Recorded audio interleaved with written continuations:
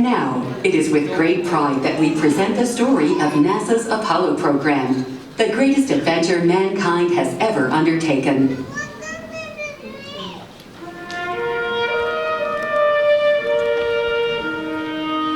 When I was a kid, I used to dream about flying through space.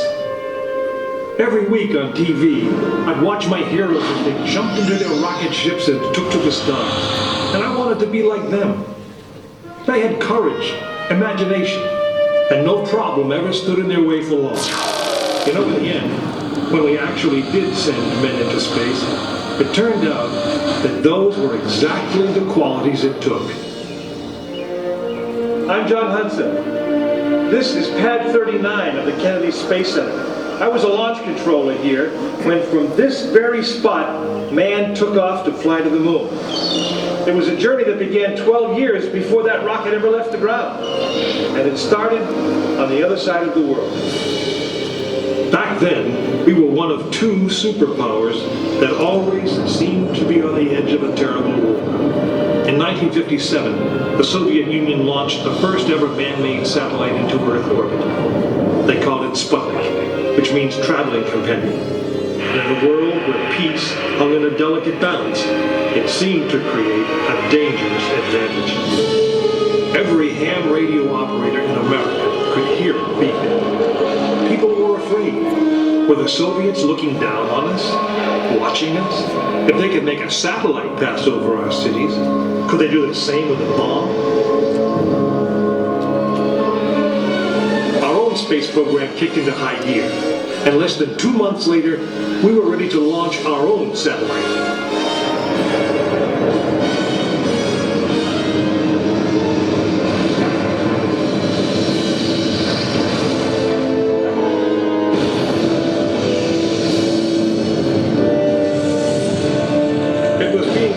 The space race, and we were running a distant second.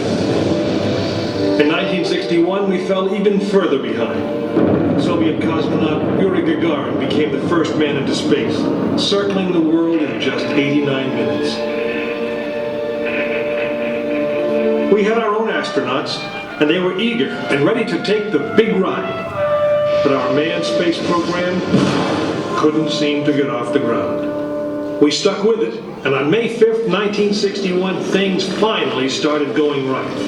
Astronaut Alan Shepard took his ship Freedom 7 6.5 miles into space. America had its first space hero. Just a few days later, our space program received a new challenge. But this one did not come from the Soviet Union. It came from our young president. In one inspiring moment, he changed the mission. From one based in fear of the present to one of hope for the future. But why, some say, the moon? Why choose this as our goal? And they may well ask, why climb the highest mountain? Why 35 years ago fly the Atlantic? Why does Rice play Texas? We choose to go to the moon. We choose to go to the moon.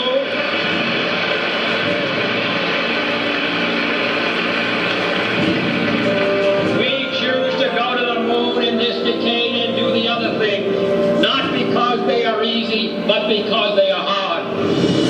We hadn't been more than 16 minutes into space, and now we were going to the moon. We would have to design a rocket the size of a 36-story office building, put it together with the precision of a microscope, and accelerate it to the speed of a bullet. Then we would have to guide it to a moving target 250,000 miles away.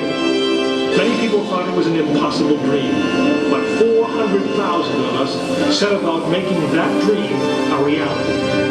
It would be the longest, most hazardous voyage that any man had dared to attempt. But step by step, mission by mission, we orbited the Earth, perfecting the skills and technologies we would need on this incredible journey. Our astronauts practiced maneuvering, docking, and the 1,000 other tasks that would comprise the moon mission. We created new alloys, lighter and stronger than anything seen before. We designed communication systems that would be reliable over the vast distances. And behind it all, We tried to perfect the rocket that would be powerful enough to punch out of Earth orbit and take us to the moon.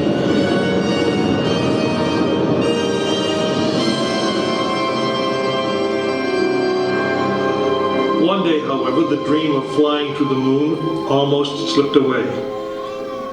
It was January 27th, 1967. Astronauts Virgil Gus Grissom, Edward White, and Roger Chaffee were on board Apollo 1 for a plugs-out test, a full-scale dress rehearsal for the actual launch.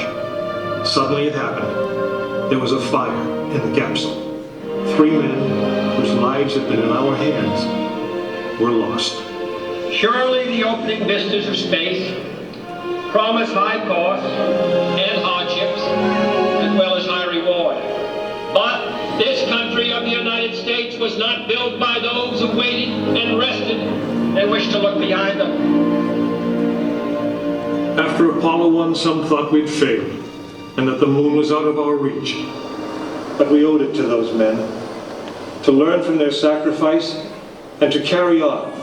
We started taking the Apollo vehicle apart, piece by piece. Was the design flawed? Had safety been compromised? Tough questions.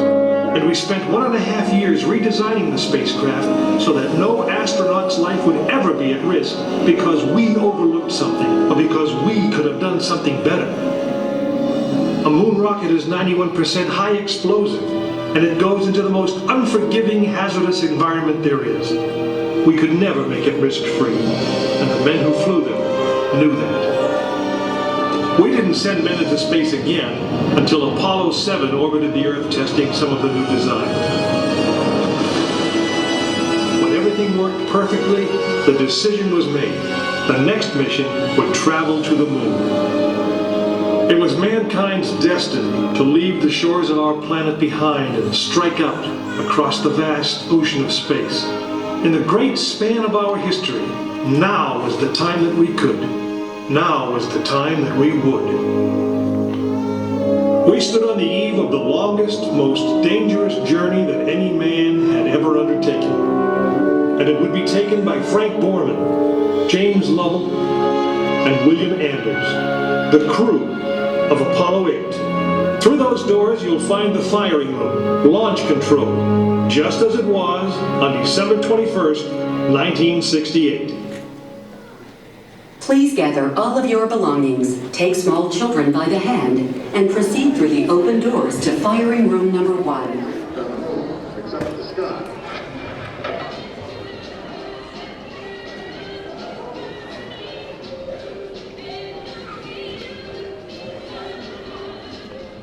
For the comfort, safety, and viewing pleasure of all our guests, we ask that you refrain from flash photography for the duration of our presentation. If you must leave during the presentation, please exit through the doors on your right. Thank you.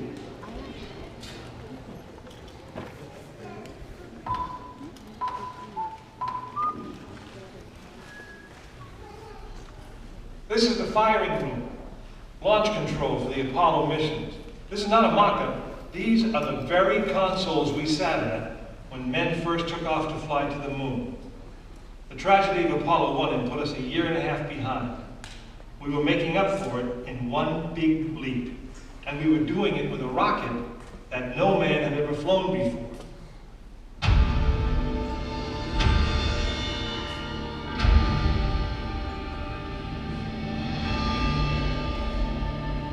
It was a few days before Christmas, 1968, when Apollo 8 sat on the pad. She was the first of a new kind, a moon rocket. This was the Phoenix, risen from the ashes of Apollo 1. The first Apollo crew did not die in vain. This was to be their testament.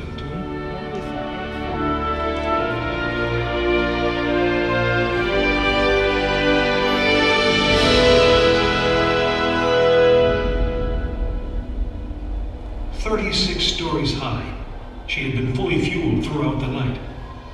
The liquid oxygen in her tanks caused ice to form on the outside of the craft. The extreme temperature differences between the air and the sub-zero fuel caused the metal skin of the rocket to expand and contract.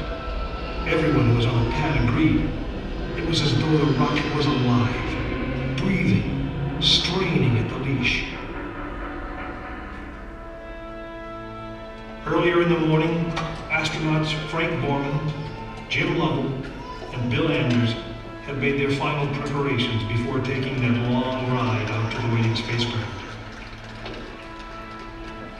The minimum safe distance from a Saturn V at liftoff was 3 miles. The reason was simple.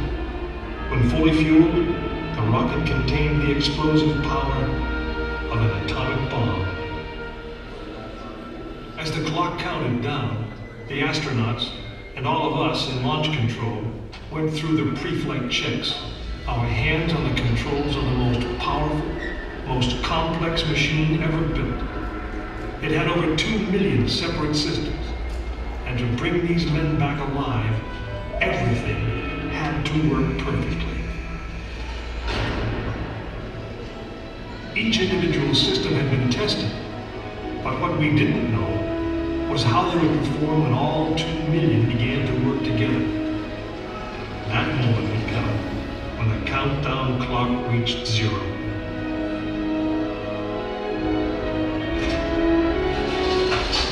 If a maneuvering thruster failed, if communications broke down, if navigation was off by 1 degree, if any piece of the miles of wiring, circuits, relays, or valves was defective, Frank Borman, Jim Lovell, and Bill Anders would pay with their lives. As they sat, waiting for launch on that chill December morning, these 3 astronauts were back to what they had always been, test pilots.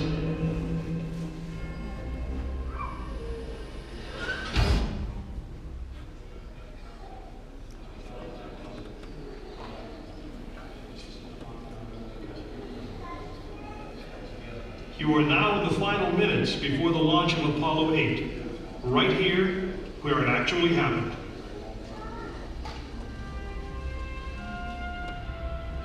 Mankind is about to leave his planet behind and journey to another. It is one of those rare moments when history is not being made, destiny is being embraced.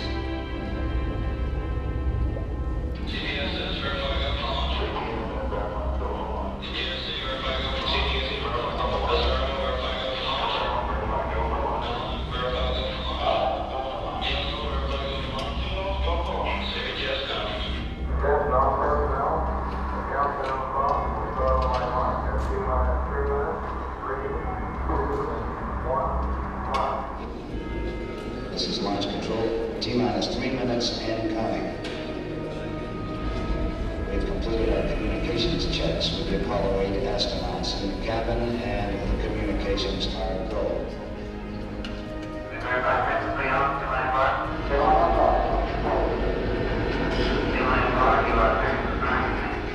During this period, once we do get the firing command, the various tanks within the 3 stages of the Saturn V launch vehicle begin to pressurize. We have firing command. The firing command is in. We are now on the automatic sequence. T-minus 2 minutes, 20 seconds. And counting.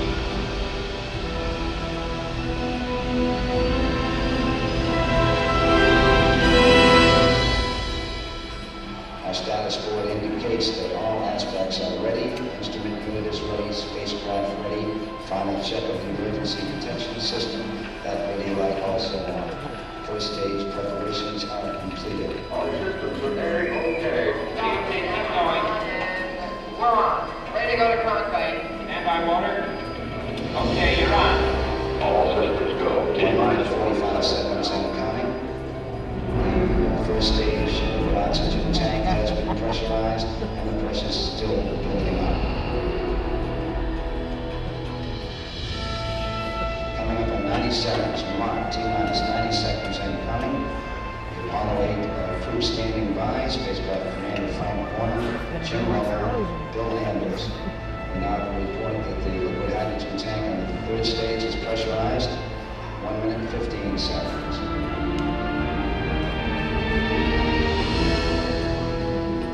All 3rd stage propellants pressurized at this time as we come up on the 60-second mark on the flight to the moon. 60 seconds and counting. The vehicle now is completely pressurized. We're coming up on a power transfer shortly.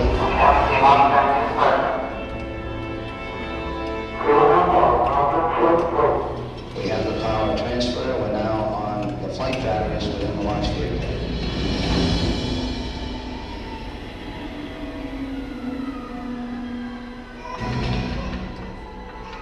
Final reports coming from Frank Borman at this time. Final look at the switches aboard the spacecraft. 20 seconds, all aspects. We are still rolling at this time. 15, 14, 13, 12, 11, 10. The engines are on. 4.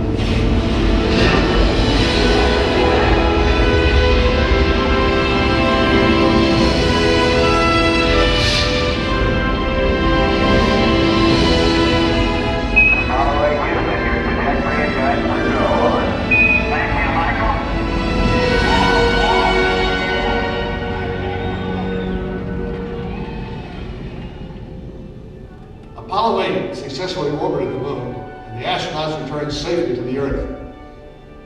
I know. I'm Jim Lovell, and I was one of the crew of this spacecraft, Apollo 8. We were the first men to see the surface of the moon from just a few miles away.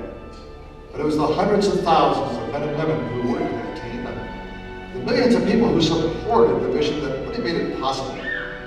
That way, I guess, we all went to the moon. Now, on the other side of those doors, you'll find an actual Saturn V moon rocket. It's still the most powerful, the most complex machine ever built. And I guess it's the only one that can take you to another planet. I actually got to fly one on a second flight to the moon called Apollo 13. But that's another story.